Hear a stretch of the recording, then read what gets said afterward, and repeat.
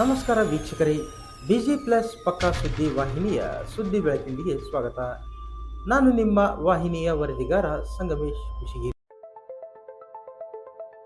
ಕುಷ್ಟಗಿ ತಾಲೂಕಿನ ಮಾದಾಪುರ ಗ್ರಾಮದಲ್ಲಿ ಶ್ರೀ ಸಿದ್ದರಾಮೇಶ್ವರ ಜಯಂತ್ಯೋತ್ಸವ ಹಾಗೂ ಭೋವಿ ಗುರುಪೀಠದ ಜಗದ್ಗುರು ಶ್ರೀ ಇಮ್ಮಡಿ ಸಿದ್ದರಾಮೇಶ್ವರ ಸ್ವಾಮೀಜಿಯವರ ತುಲಾಭಾರ ಕಾರ್ಯಕ್ರಮ ನಡೆಯಿತು.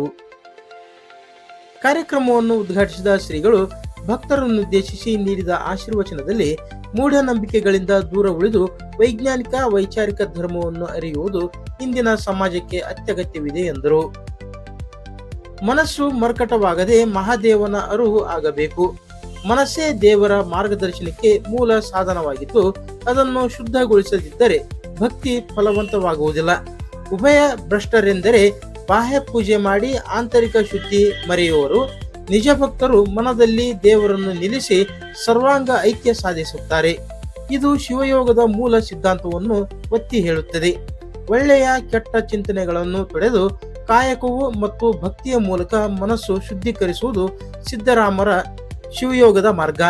ಇಂತಹ ಅಂತರಂಗ ಬಹಿರಂಗ ಶುದ್ಧತೆಯಿಂದ ಸಿದ್ದರಾಮರು ಶಿವಯೋಗಿಗಳಾದರು ಎಂದು ಹೇಳಿದರು. ಉಳಿಕೆ, ಬಳಕೆ ಮತ್ತು ಗಳಿಕೆಯ ಸಂಬಂಧವು ಹಣಕಾಸಿನ ಮೂಲಭೂತ ತತ್ವಗಳಾಗಿದ್ದು, ಇವುಗಳ ಸಮತೋಲನವೇ ಆರ್ಥಿಕ ಸ್ಥಿರತೆಗೆ ಕಾರಣವಾಗುತ್ತದೆ. ನೀಡುವವನು ಶ್ರೀಮಂತನಲ್ಲ, ಬೇಡದೇ ಇರುವವನು ಶ್ರೀಮಂತ. ಸರಳ ಸಹಜ ಜೀವನ ಶಿಕ್ಷಣ ಸಬಲೀಕರಣದ ಸಾಧನವಾಗಿದ್ದು, ದೈಹಿಕ, ಮಾನಸಿಕ, ಆಧ್ಯಾತ್ಮಿಕ ಬೆಳವಣಿಗೆಗೆ ಅಗತ್ಯ. ಶಿಕ್ಷಣವು ಅಜ್ಞಾನವನ್ನು ನಿರ್ಮೂಲನ ಮಾಡಿ ಸಮಾಜದ ಸಮಸ್ಯೆಗಳನ್ನು ಪರಿಹರಿಸುತ್ತದೆ. ಶಿಕ್ಷಣವು ಜಗತ್ತನ್ನು ಬದಲಾಯಿಸುವ ಶಕ್ತಿಶಾಲಿ ಅಸ್ತ್ರವೆಂದು ಹೇಳಿದರು. ಭೋವಿ ಸಮಾಜದ ಬಾಂಧವರು ಇಮ್ಮಡಿ ಸಿದ್ದರಾಮೇಶ್ವರ ಶ್ರೀಗಳಿಗೆ ತುಲಾಭಾರ ಸೇವೆಗೈದರು. ಇದಕ್ಕೂ ಮುನ್ನ ಗ್ರಾಮದ ಪ್ರಮುಖ ಬೀದಿಗಳಲ್ಲಿ ಶಿವಯೋಗಿ ಶ್ರೀ ಸಿದ್ದರಾಮೇಶ್ವರ ಭಾವಚಿತ್ರ ಮೆರವಣಿಗೆ ನಡೆಸಲಾಯಿತು.